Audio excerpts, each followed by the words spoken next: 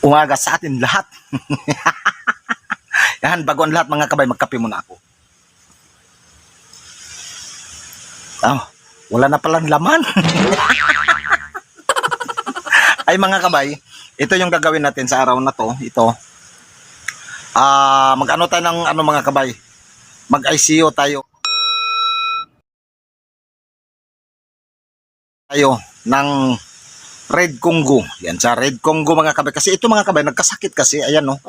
Kumulot kasi ang kanyang mga dahon lahat. Kaya, ang gagawin natin, kanina kinuha ko na siya. Kinat ko na siya. Tapos, i-repat ko siya sa mga kabay sa ganitong lagayan. Yan. Medyo malaki na. Dito na din siya buhayin mga kabay. Ang pag-aalaga ng mga halaman mga kabay, tiyaga lang talaga. Mahaba yung pasensya. Kapag wala kang pasensya mga kabay, huwag ka na kayang maghalaman. Joke lang mga kabay ha. Oy, sa lahat pala ng mga ano natin, plantito-plantita dyan, yan, magandang umaga. Sana nasa mabuti kayong kalagayan. Ingatan tayo ng Panginoon Diyos. Yan. Ito si mga kabay ngayon. Magsishare na naman ng mga video para sa inyo. Sana tapusin nyo yung video natin mga kabay. Pero, bago ang lahat, mag-intro muna tayo.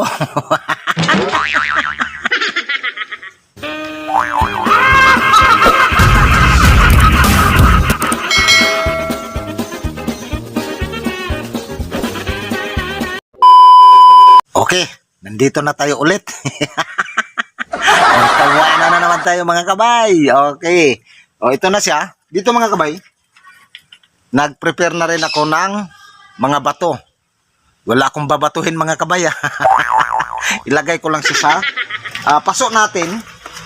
Ang paglalagay ng bato mga kabay sa mga ganito natin lagayan, malaking tulong yan mga kabay kasi sa ilalim 'di ba may butas siya. Nakakakuha sa ng oxygen, natutulungan yung mga ugat ng halaman natin. Ganon siya mga kabay. Ganon ka-importante kapag maglagay tayo ng bato. Ito ilagay na natin. Yan. Ilagay na natin yung mga bato. Yan siya. Napakahalaga yan mga kabay. Ayan o. Yan, maglagay lang tayo. Yan. Nakakatulong to mga kabay. Yun. Tapos, siyempre, nalagyan na natin ng bato.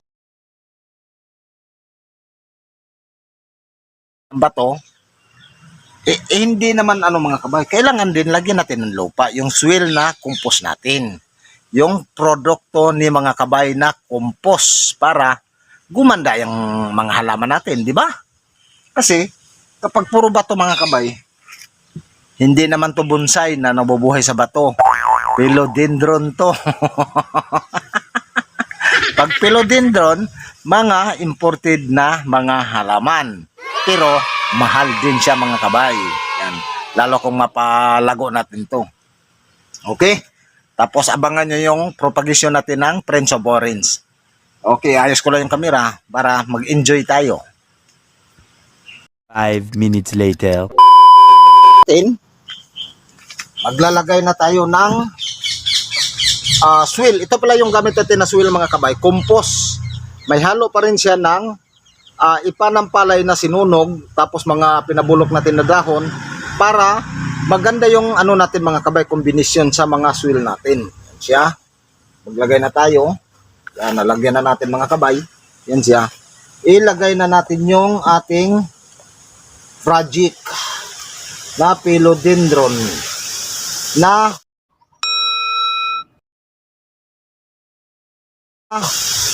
Red Congo. Yan siya. Okay. I-press lang natin ang kanyang puno mga kabay para dumikit ang kanyang mga ugat doon sa ating soil. Yan ang mahalaga mga kabay. Yan. Tapos, maghanap ako ng stick para mailagyan na natin siya ng tawag nito. Plastic para matawag na natin ng ICU. Okay. So, dito, kukuha ako ng isang stick mga kabay. Yan. So, nakakuha na tayo. Yung isang stick. Uy, hindi man ano. Yan. Tagilid siya, tagilid. Siyempre itali kung ganyan yan mga kabay. Ang problema, ito. Kala ko wala na naman tayong tali. Siya, lagay lang natin dyan. Yan. Kailangan natin mga kabay, matalian ang lahat ng kanyang dahon para hindi tatama doon sa plastic. Ganyan lang mga kabay pagka mag-ano tayo ng mga halaman. Yan. I-ano lang natin para mas sip siya mga kabay. Yan, lagyan na natin ng tali. Yan siya oh. Okay na yan.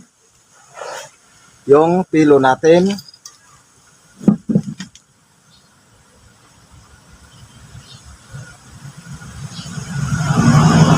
Yan siya. Galing ko lang ulit ang camera. Ayay. Yan na siya mga kabayo. Yan. Linagyan natin ng straw. Paikot. Ayan. Para yung kanyang dahon mga kabay hindi siya lalaylay. Kasi galing siya sa propagation. Pagka galing kasi sa propagation mga kabay, nabulol ako dun. Pag galing kasi sa propagation mga kabay, bulol pa rin. Ano sa mga kabay, madidehydrate. Yung mawawalan siya ng oxygen sa kanyang mga tangkay, ito papunta dito sa mga dahon. Kaya maano siya mga kabay, matatamlay. Kaya ang gagawin natin, maglagay tayo ng plastic para matawag natin siyang ICU para hindi siya ma-dehydrate mga kabay. Yan na. Yan ang una sa lata, naglagay tayo ng bato dito hanggang dito banda. Yan, tapos naglagay tayo ng swill. Yan dito mga kabay, gumagawa kasi ako ng mga compost talaga. Yung mga dahon na bulok mga kabay, mga karton. Tapos makakita ako dito sa basurahan mga kabay, yung mga balat. Kahit anong klaseng balat mga kabay, yung balat sa mga prutas. Kinukuha ko talaga mga kabay. Tulad nito. Yan. Pumilo sa mga kabay yan.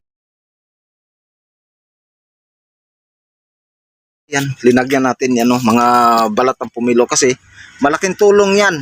Ito hindi kasama to kasi tasa to. Yan sa mga kabayo. Yan.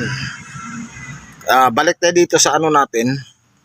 Sa tawag nito. Sa Red Congo. Yan. Putulin ko lang yung dulo mga kabay tapos maghanap na ako ng plastic. Yan. Ito mga kabay, pagpasensyahan nyo na ha. Madungis pa sa mukha ko. Yan, lagay na natin. Napakahalaga mga kabay ito mga kabay, galing kasi ito sa mga ko rin, mga ibang propagation na nabuhay na. Yan, siyempre mga kabay, tatalian natin ng straw yan. Alangan naman hindi, de singaw pa rin. Uy, yan, talian na natin. Okay, para matawag na talaga natin siya na ICU. Yan. Okay, yan na siya. Ilagay natin yan mga kabay sa hindi talaga maaarawan. Yan na siya. Kailangan talaga mga kabay. Yan, nabalot na natin ng plastic yan mga kabay. Yan ang mahalaga talaga sa halaman. Tapos, dito ko sa isisiksik mga kabay dyan. Hindi sa maarawan mga kabay yan. Lipat lang natin. Diyan natin sa isisiksik. Sa hindi sa naarawan. Tapos matatakpan pa siya ng ibang dahon mga kabay ng halaman natin. Yan na siya. Yun. Okay, yan siya.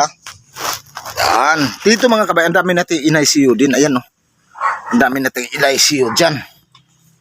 Yun, di ko lang alam mga kabay kung ilang days na to. Hindi ko nalagyan ng palatandaan eh. Alam ko yung silom yan eh. Tapos dito, may bubuksan tayong isa mga kabay. Kasi hindi pwede lahat bubuksan. Ito na lang muna. Yay! Yan. Para,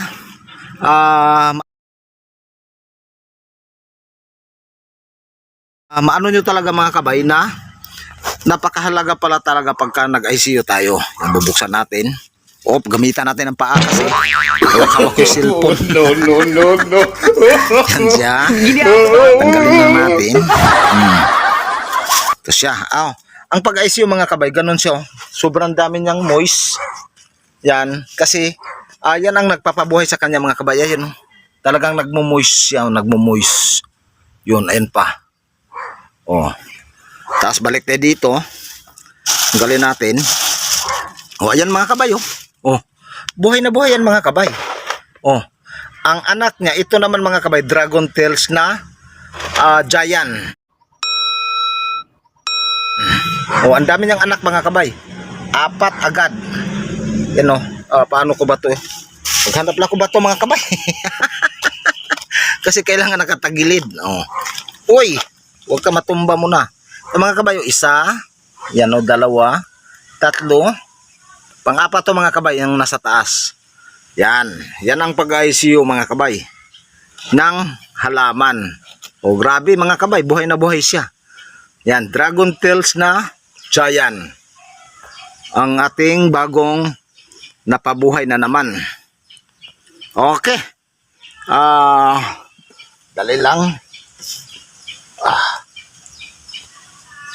Ganun lang kasimple ang ating mga mga kabay. Dito mga kabay, yan o, yung mga bago natin propagation, galing sa ICU yan mga kabay lahat. Yan. Yan, itong silom natin ICU din to, nagkatayo. Parang ito yata eh. Hindi ko lang alam kung nabuhay na.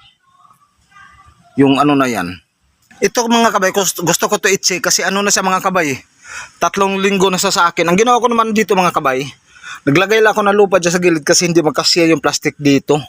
Kaya linagyan lang natin ng lupa. Yan o. Yan. Malaki siya mga kabay. Ito yung ano na mga kabay. Ito yung pinaka talbos niya. Nabuhay na rin siya mga kabay. Baragitid siya mga kabay. Yan siya. Baragitid na baragitid dyan. Yan. Naglagay tayo ng ano dyan. Yung pinakita ko sa inyo kanina. Yung pumilo. Yan o.